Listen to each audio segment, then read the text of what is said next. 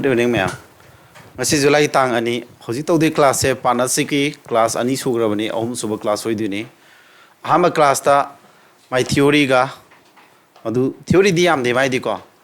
Formula concept ama khaktani adu base to question ko yamna chamba arrive de horata e adu ga hoji sina ma ke dore ani suba class ta togiba railway da hangiba partnership part 1 tawre do part 2 aroi boiduni ko railway exam da hangiba partnership question sing hai tare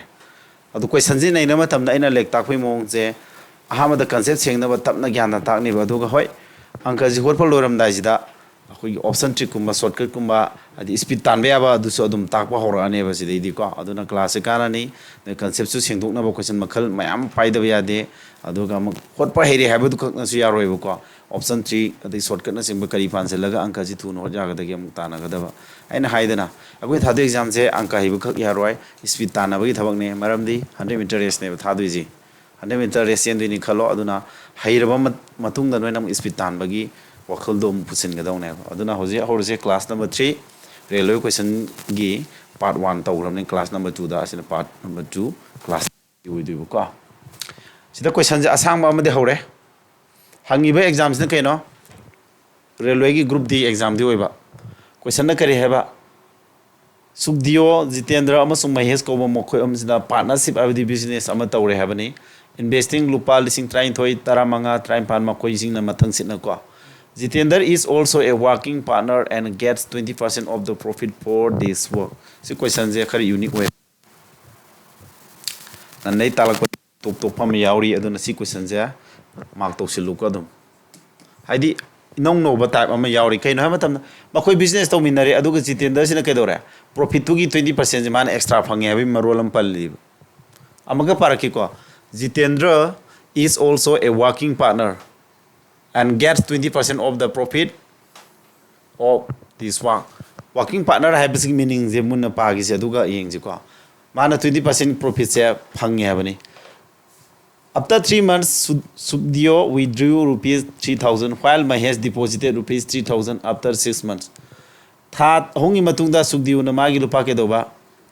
lising om je lokthoi aduga Mahesh na lupa lising om mama tha tor ki matungda business horok dagi tha tor matungda hapsili. Find the share of Jitendra in an annual profit of rupees this. Apun ba sahi gi oiba profit se lupa suk phangmajida annual profit sahi webel sendong si lere Jitendra na kya phangdino habadu putho habane question ji khitang ko si kot pam yauri ko working partner haidi my meaning amadi lejaram ngani sida mana min tawji keno thabak mayam de khari hena taw busoi oram duini aduna maram morega mana 20% ko profit tu gi extra phangduri ko adu mana 20% ji phangdo khre adu le mori budu yena duiba yana bhai akoi business to minare ba mayam to bina bisi da ai sina ke dore business to boda mayam na to nei thabak te aina ahen ma thab amaga paisile ata di profit live profit gi 10% ai saru ni ai tonga na saru ama tonga kha tham sab yena ba rama aduga lemori ba 10% lokthok lemori do ni yena yaudro ena ga na suma ji khara sometimes to udra ne paisa mi ani thau sumina singa ma phange ba harbi nu pasina ke dore mi amadun absent wa kana mana no mo khreba no food ki bagi lupa chani du khaido thamaga lemori chani pa duini ga hare siju yadro sumba type sini bu uiduisi Jitendra sina 20% se tongana extra phangduine ba aduga lemori ba 20% lokthokra kya da ngawra 80% nga hawrodro adu yena duiba adu Jitendra sina punna kya phangi putu hare sanjiman ko si ko lis kaino Jitendra sina ji irage ko adagi amana Mahesh na em irage amana kana Sukdiyo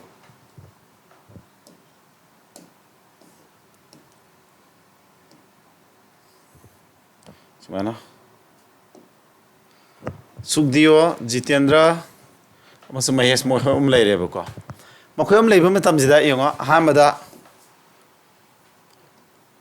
Sukdiyo sina moi puthoi lupa lising ya no sing try thoine ba ko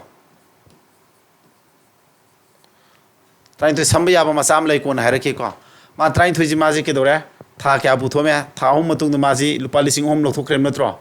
adu ahan bagi tha hom je ma si puthome ba si paisa ji aduga mathangi lemori ba sahi ma business to bani ahan bagi tha hom je na si puthwe tha hom hogra di kya lemori tha ma pale lemori dro था मापन लेमौरीसिना मा लुपा लिसिंग क्या लौथोख्रेबा अहम लौथोख्रदि लुपा लिसिंग 23 अहम लौथोख्रदि लिसिंग क्या दंगायौरा मापन लिसिंग मापन दुना अकोन बे था मापन जिनि मा पुथुई सुमाना मा पुथुई सिंबम सिलेरे अदि अमक जितेंद्र दे हौबदि लोइबो यावी मादि माइ लुपा लिसिंग क्या नो 23 पुथुए मा हौबदि लोइबो यावरे अदु माइ लिसिंग 23 जिगा था क्या सही मा था 23 पुरिनरनि सुमाना कैपिटल रेसो पुथु अदगी महेंद्र सिना के दबा महेश हाबनी माइ लुपा लिसिंग 53 जि पुथुए था तरु फौजी सी पुथुमेबको अदुगा था तरु एक फरक फुद मा लुपा क्या हापसिले है 3000 Mahesh deposited 3,000 after 6 months of the starting of the business. Business how rupai thatar uk matung mana lising hapsil level natro. Lising tram banda hapsil di lising kun ma thoizia mana akon bai thatar uk tu si puthwe. Sigi reso sarane adu si reso gi through the yen adu. Yam yare ko sini tawdi an kasi. Si kok si khalpam sange adu dai du da aina noida shortcut am tak tu kai no. Sida zero home kaman noibra. Zero home oidra. Ore kakna gi ne base. Habadi si 12 का कना आता हो रहा है si 12 का 3 पूरी ना 12 का 3 का दी 36 तारबा प्लस इनका क्या आता है जीरो हम लोग तो कर दी 9 का 9 दंगे हो रहे को 9 का 9 का दी 81 तो सिंदरो क्या आता है 7117 तारे को अधिक जितेंद्र की दी जीरो हम लोग तो कर दी 12 का 15 का दी 180 तारे ना 15 का 12 का दी मैं 180 तारे को आइना ट्रिक अमर ताकि बदू तेने की ना 19 माउंट लेबर नंबर सिंगी पूरी नवी ट्रिक अमर ताकि बदू यूज़ तो भी है मतंग जितो को मुन मन ताहुजी सिमलेरे सिम रेसुजी सिमलेरे अमना कना सिस्का कना 18 point अदु नत्र 108 तारे 108 तो कना गाम सिंदुइबा सिस्का 21 अदि 126 तारे तिसनार क्या तारे हूं कुंतरो कुंत्रा मारी तू क्या 234 तारे यारे अदु मोय पुलक के अपुन मजे पुथो मोय पुलक के अपुन मजे क्या तारे 4 7 दी 1 तारे अदगी खुद पूरी निको 7 ने 0 ने 4 ने 11 तार 1 खुद पूब 3 के दी 4 क्या तारे 8 के दी 12 13 3 थमो 1 के दी तोरे तीसरा में मोंग खंगे को 2 द 1 के दी तो 3 सी 4 5 समान तीसरा बजे समान तीसरा तो अदुदी जितेंद्र न फंगदब पैसा पुथोम नत्रा ओके हौरजे हा सिनाने खक याब लेब्रा आई कामद्रे को कक्किब्रा कक्किब्रा कक्त्रे कक्तन होख्रे अदुसु कैसु कायबा लेते कागसु यारी होजि सुम कक्थ यारी को से कक्थलग होलसे मैम नोइन हारे दु फै आइना कक्पुदु उरुद्रे कैसु कायदेबा ओके मखर सिंखलो होटकी को मैं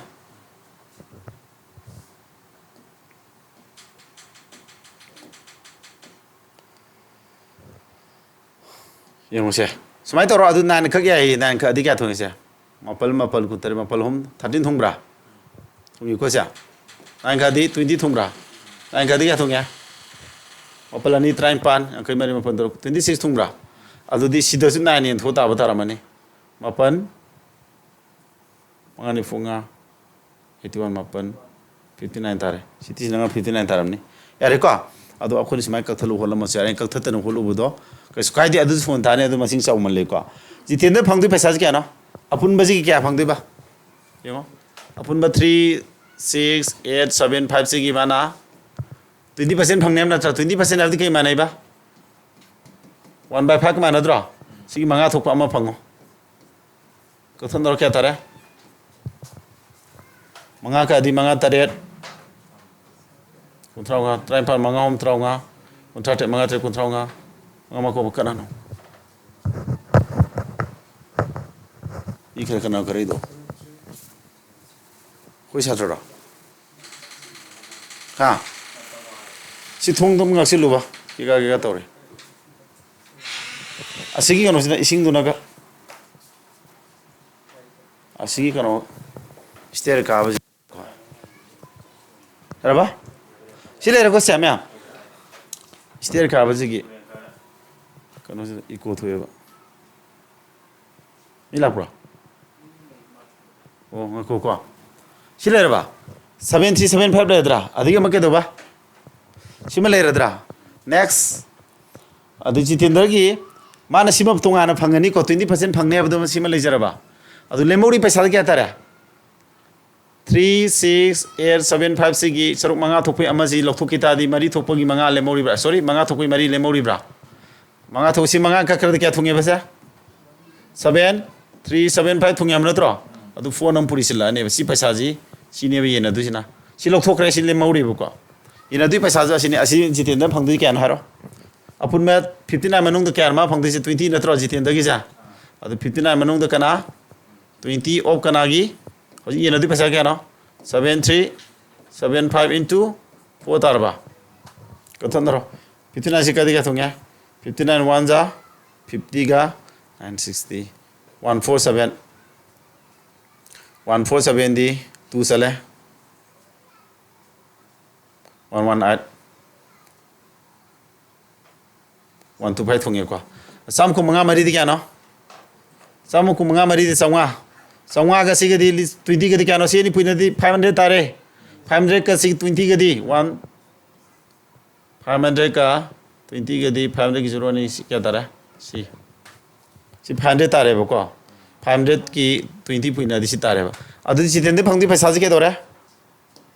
ji tende phangdi paisa di si ma le radro adu nga sai extra kya ama ga 7375 phangani adu puna kya tara b tar ni samana option number b tar ne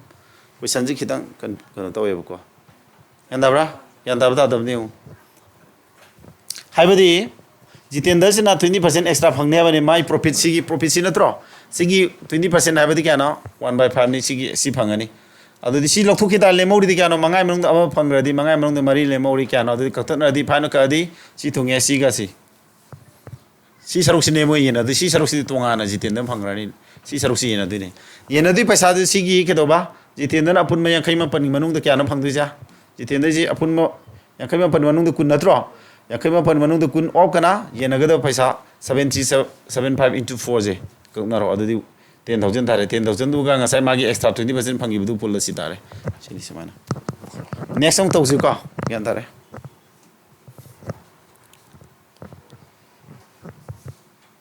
si sinu em holo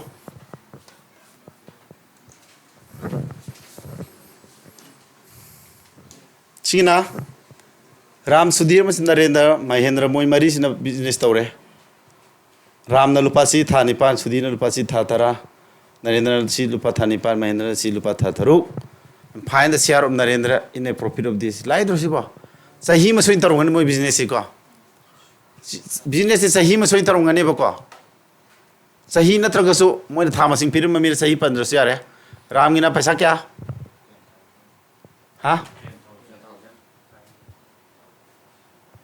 How's doing again, Tarika? 10,000 natra 10,000 zero kya kamanoi? Oh, whom? Zero ani kamanoi bra. Zero to kya, zero ani kamanoi. Zero kya? Ani, si zero ani. But in a not smile like any was in 10,000 ziga. Tani Panapuri Roidro. Ram Athankana. Sudirgina kya? 10,000 zilupa kya? 10 man adagi mathang da kana Narendra Modi gi na kaya 7000 si tha kya 10 man mathang da kana Mahendra gi na kya lising traunga si tha kya 6 months na tro adu sida no kakna ba ya badu mun ne ngoro ba kana kan ni hai zero hum kam no idro ani ni sorry ani ni sida ani ni adu yahan ngano ba ko adu disi 100 into kya tare 8 sina kya 120 into tamna tawse abi ni ko i thui ji tungana 75 into 8 amana kya 150 into 6 ne ko 25 ka yai 25 ka ya bra sidi yai si kuma ka ya bra manga ga mari ka di yare kumanga ka di kya thare kumanga ka di mari kumanga ka di ahum kumanga ka di taru si kumanga ka pai je 25 ka pai je manga na ni ka tu na tro adu mangan ka adi kya tara kumari manga ka adi kumari na tro manga ka adi kya no ani kumangan ka padu gi wari ni ko kumangan ka adi mari kumangan ka adi hom kumangan ka taru sidu kumangan ka paji ai logic ma sanai ba ko kumangan ka paji 5 anira ka adi adrong asai 5 ka nganda si thunge 5 am ka adi thung 5 anira ka ki ba kumangan ka bosa manadro loksing du yare ko mathang nim ka yai 3 ka yai 3 ka yai 4 ka ya bra 4 yai four याई phone का अजी सी phone का क्या बरा phone का दी one क्या तंग आवरे इतना आवरे बा फोन का दी मरी तरोनी क्या तारा टाइम थोए फोन का दी मरी अनि क्या तारा अनि होम तरो फोन का दी फोन का फाइजी तू ना निरक कप मांद्रो फोन का फाइजी के बा तू अनिरक कप समांद्रो तरो तू कुंठा ठुकने बसे फोन का नाइन तारो द्रो सीधे तू नम का दी 3 तू नम का दी 3 फोन का फाइजी तू ना निरक का जी आरे 9 तारे सिमाला आने रिसोर्स कनाय पुथवाय बनो फाइनेंशियर नरेंद्र की अदु नरेंद्र की दिसी तारे को पुथो क्या तारे पुन्ना टाइम थोई कुन तरू कुन सामंगा ताब्रा 35 मनों क्या नो 35 मनों सी 6 नत्रो अदु अपुन म पैसा लुपा लिसिंग सिन पुरीरो तरेट मंगा तरेट क्या तारे मंगा का अदी मंगा मरी समरी थुंगे को फोन ने थुंगा बा फोन ने कना पुइना तारे जा सिसका पुइना नि को सिका अदु क्या तारे सितारबा बी तारे कैसु नु दे को सी सिदा रेशो से ताग ले रबे याम चंबक क्वेश्चन दी ओइसे क्लास से चांग नाय नेंगी ब्रो चांग नाय लागत्रगो सो वीडियो दी चांग नाय नेंगी नत्रो क्लास 1 की थर्ड करे 2 की थर्ड करे अनि दु येंग बदम काफी तार यारबनेबा आइना सम क्वेश्चन जी खरे यामना नैना निंगदना तौरिन लेंगनो को लेंगदोरा वाइब्रेशन खर सटपनेबा सोमदने मीन स्टेयर दंग खरा जदुम लेंगे एकता मथा नोंग लाक्त्रिङेदा नोंग लादिने साउन्ड जी ता नुंगाइरोइबा को नोंग लाक्त्रिङेदा लोसिनजी येंजी नोंग जी आम कना लेखदोरगना तेंजे कय हानो खरा थुरागे को नोंग खंजे लाक्त्रिङेदा ए बिजना पार्टनरशिप अमा तौरे एना लुपा लिसिंग चौंगा बीना लुपा लिसिंग नि थामरी मतुंगदा दे एमिट सी थामरी मतुंगदा मोइना सी लुपा लिसिंग सी पुथोय होले बीना लुपा क्या लौथोबा थामापन मतुंगदा लुपा सु लौथोय the profit at the end of the year should be shared in the ratio yung ko sahi matung mo yen da paisa do abc ki puto yen puto paisa kya no polisim changa na tro mana ke do hai thama pun matung ke do ba question do if nate palam de if b withdrew his contribution after 9 months sabni ko adu de sin tais ke no e de hobudu lo ba yon bra e de hobudu lo ba puto 12 months tarani बीदी लुपा क्या पुथोजा लिसिंग अनि नत्रा अदु मान के दोरे थामापन मतुंगदा बी withdraw his contribution after 9 months थामापन बौ पैसा पुथो मदु लौथोखरे अदु थामापन बौदन मा पुथोमी जे अदुगा मखोन सीजी याहोली था क्या मतुंगदा आफ्टर 4 मंथ्स दे एमएससी मखोन थामानी मतुंगदा सी याहोन मनत्रो अन तापदि सही में बिजनेस तौरिजे at the end of the year हैव नत्रो सही में बिजनेस तौबनी अदु तादी सीजी थामारी मतुंग यावरदी थानी पान यावरमनी को लुपा क्या माय पैसा दे लिसिंग अनि गा सनी खै यावरमी जिदी सिदा रेशो पुथो लो रेसिंग खजी मै रेशो दु पुथो आबने मा हाइजे जीरो क्या का मनवाय अमोम दिक याबरा कुमंगा का याबरा कुमंगा का दिसि मापन थोंगे 9 into 8 लेरी कुमंगा का दि कुमंगा निपान 8 into 9 लेरे कुमंगा का दि 6 into 12 लेरे कना का या रिसदम यु एन का याबरा याय एन का दी 1 1 थोंगे को एन का क्या दी एन का पाइसी फोन अम तू नम का प मानद्रो अदुदी सी फोन का दी 3 फोन का करे तू नम का त्या करे ने तू का दी 3 9 दाबा 9 is to 9 अदु सब मान रदी रेशो जो 1 is to 1 आई एन का प मतांग खंगी को सिदा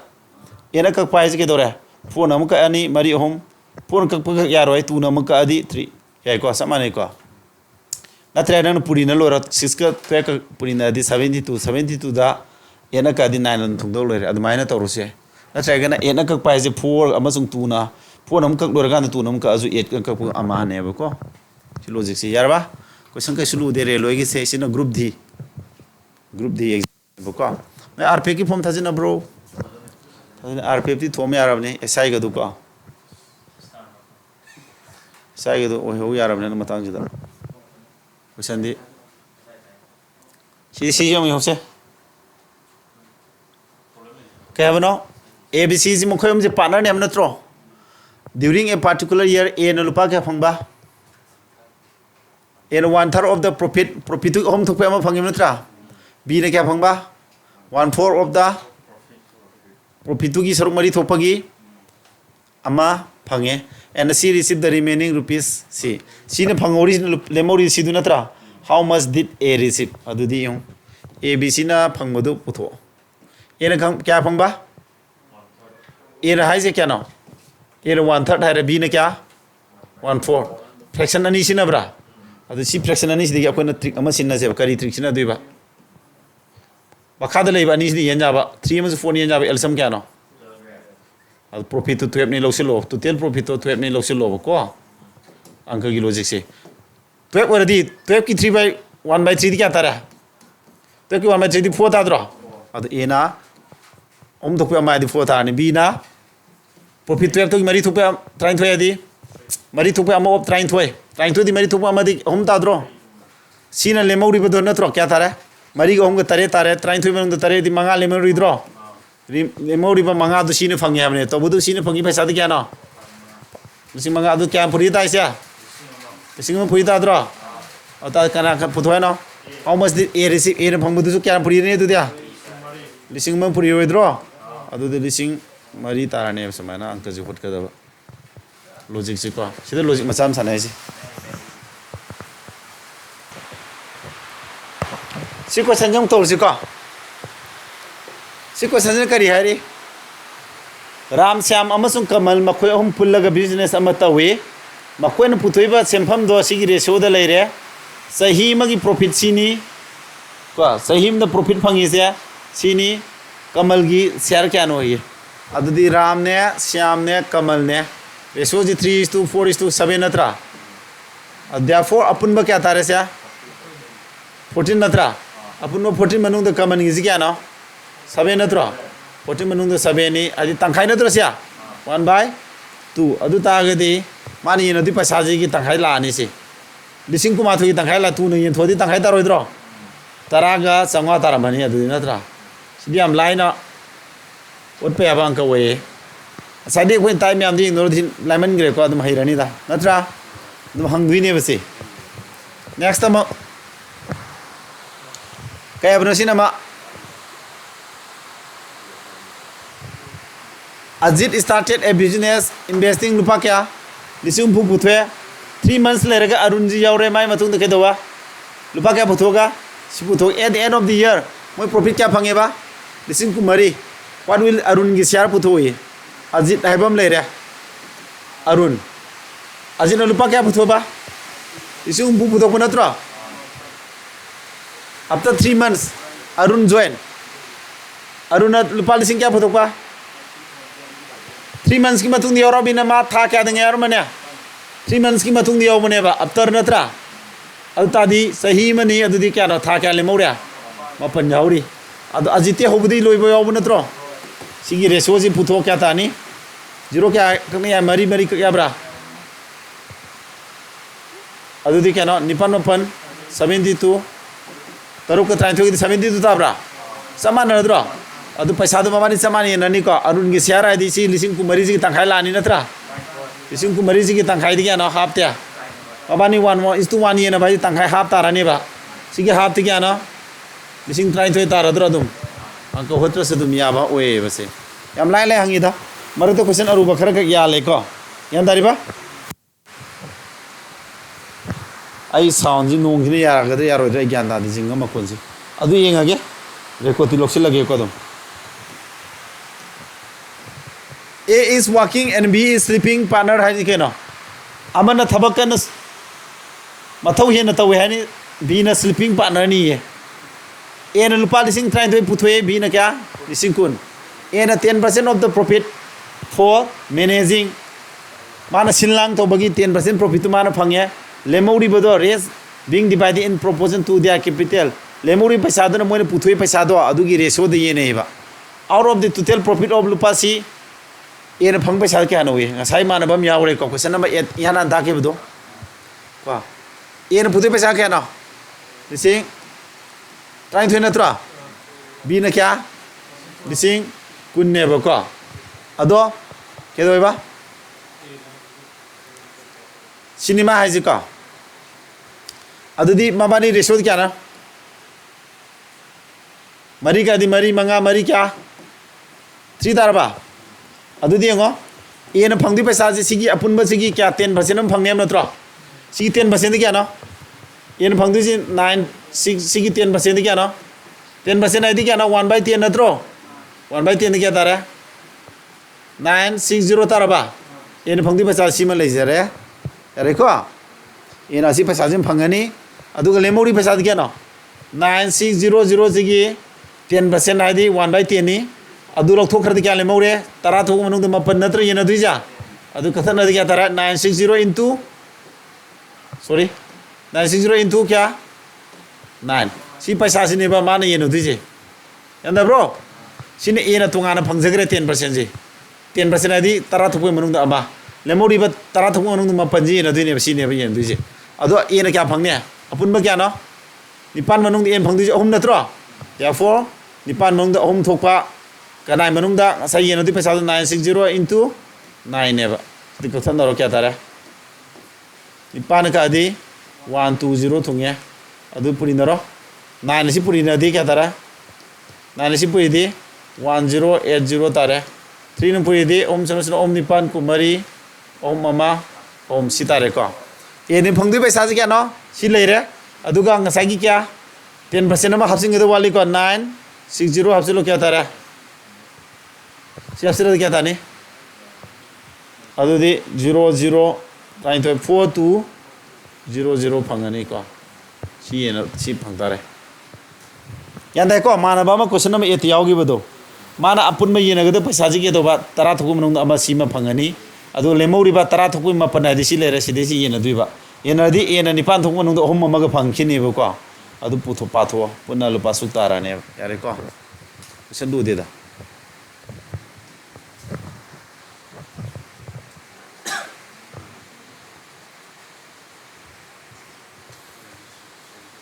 sila kaya ba ABCG business amada lupa lising tara putho eba loina ma ko after 6 months A and C withdrew rupees 5,000 from their investment tha taru matung de A ga C ga lupa kya lokthoi ba moi paisa dur gya manga lokthoi at the end of the year sahi lo raka the moi total profit to lising kya no lam or male find the share of A and the C in the profit A ga C ga gi apun bo oi deba putho to sin natra adu di A ga B ga C ga mokhoi om gi capital putho lupa lising tara putho bu natro tha taru matung da A ga C ga je da lupa lising manga lokthoi bu natro adu di A na putho ji lupa lising tara ni lising tara do ma tha taru ma putho me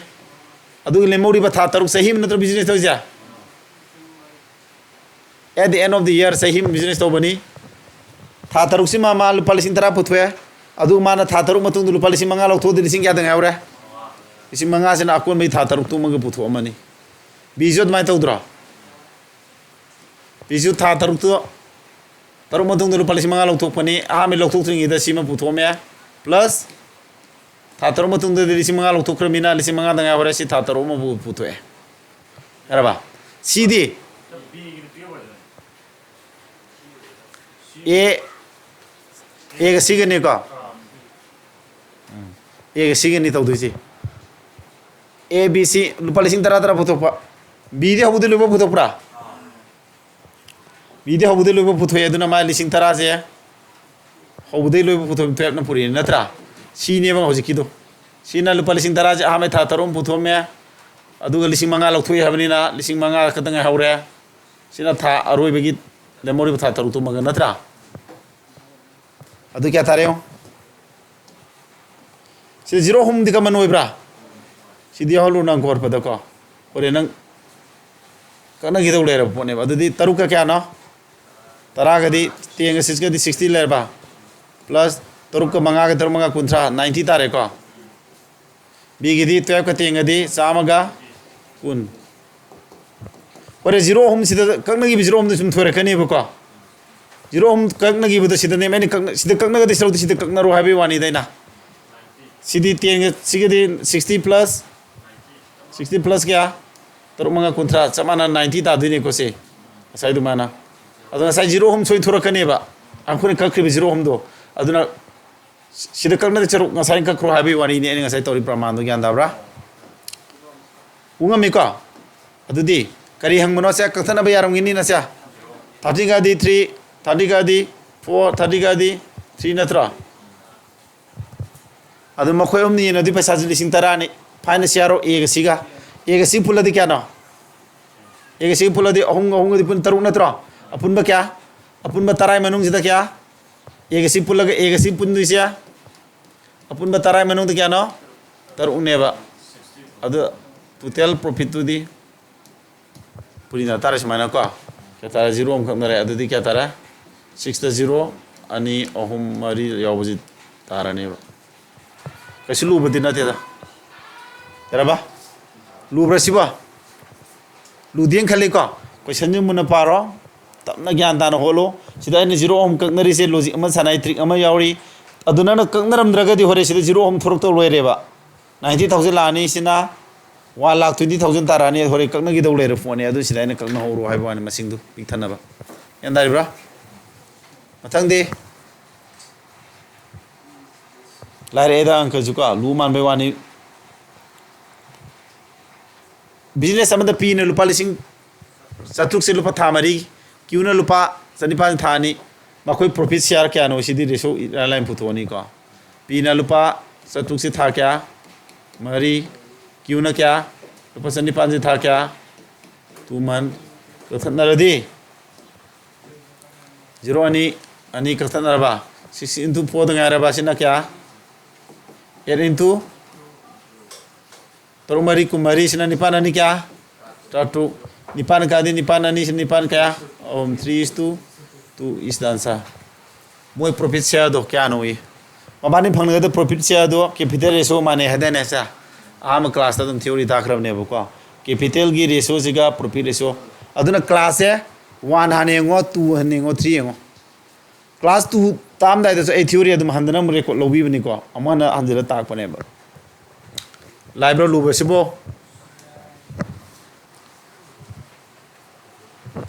sidi ABC na profit lupa suk phange ba in a partnership company punna tawmina ba company meda the profit is divided into ABC in the ratio kya see what will be the part of B gi kya no B gi kya no sia ira la draw 5 is to 3 is to 1 na draw B no phang du kya no apun ma kya no 9 apun ma 9 ma thung B no phang du kya na ba 9 ma thung da B no phang du sia 3 ne ba adudi kya thana kya ta ki 1 by 3 ta draw profit nga sai hung thok gi kya ba profit sida le mi ba profit si hung thok gi 9 by 3 ne ba ko adudi 1 by 3 ma na re ha ba ni 9 by 3 ka thana di ade 3 by 9 hai ba ko mapan thok manung om 3 by 9 se ka thana 1 by 3 ta re adudi si home thok ne ya thong no ro home ka di 4 40 an sap thiro option si ta ra mane dum 40 1 3 1 samai ta ni la re ko sidi icham cham question ne ba option number e ta to ta je kya kana photo what will be the part of B have not B part photo not B pass in not 3 ka di ni fu o option A is option A is na answer ne ba A yaw budi kya no si ta re si na te khotu je kana ko mai tha oni pirami ba sidi ki asum do option number A na sumi ta budi A do 4 di yaw re ba ko mai je lai re da na sidia very easy last question kaya sila A begin a business ama lupa lising kya lama ga amana lam lising kai puthwa finance share of this out of the profit of lupa lani lising pura lising kumari de baba ni profit puthoi adu di A gina lupa kya ma ani ahum mari manga bi ne kya ama ani ahum mari zero mari kata naro adu manga ka di manga ani manga ka di kya no manga ahum na tro adu di kanai profit hai ba mabani amum gi na tro apun ma ji kya no apun ma 5 unit oi ma matam da aseng ma da kya pinam me ba si manaran lami na tro kya na puri ta 1 unit ki di 5 unit thodi manga mari kun nifu manga nipan 1 unit ki si manara tro ata ga di 2 unit ki di 2 puri ro si 2 puri di kya tara 96000 तारमहानी सी याव थिरो आना अदे अतोपा मन क्या 3 unit की नथ्रो 3 unit की दी अमै value सिदा कना 3 पुरी दी ओम सनो सनो ओम निपान कुमारी ओम मरी ट्राइन थोय तो ओम 134 मतलब ओम निपान कुमारी ओम मरी ट्राइन थोय 144 नि को ai पुरी बे सोबे नि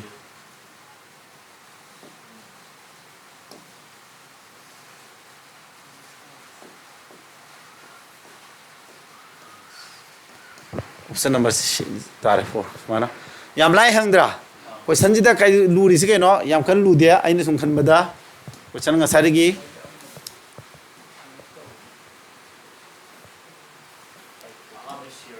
एडके ना खिदंग लुई का वर्किंग पार्टनर ओइ बगी ngसाइ 20% एक्स्ट्रा फंगबि वीडियो जे मुनेंगो आमा ताखिबा क्लास नु क्वेश्चन दु का सिदे से ममांगी क्वेश्चन दुना क्लास नंबर 2 द थर्ड क्रमने ने पार्टनरशिप की को पार्टनरशिप क्लास की अहम सुबोय दुइबा आमा क्लास ना इन तौगरिदुना मागी नते अखोना अतोंग मेन बसे अखोना पुथुइबा पैसा गी रेशियो मतु येने हाबदु थ्योरी दु लोरे अदु पानबा क्वेश्चन इचम चम खरा अदगी अमक एसएससी दा हंगिबा प्रीवियस क्वेश्चन रे अनि सुबा क्लास ना आमा नै नरे अदु वा लौरिबा सरुक तो होजिक नै नबनेबा जाइन अराइबा क्वेश्चन तो बिनते लोय क्वेश्चन लाइजबइ नि को क्लास अमक समझ वात रुबा क्लास ना केनो क्वेश्चन खरा लुतक तो ओइराने क्लास अरोइबसिना को हाइदि खरा लुतक तो क्वेश्चन खरा खोसेबा ता मखल सुना को हाइदि पार्टनरशिप आबा जगह जे हाइदाइरगदि एवरीथिंग खुंगम चांग दा हाइजेबा अदुना ngasigizi matang si class number 3 si loire ko yan thaudra ka sunen adum aingonda report toro whatsapp group ta kai da dum hang pa yani ko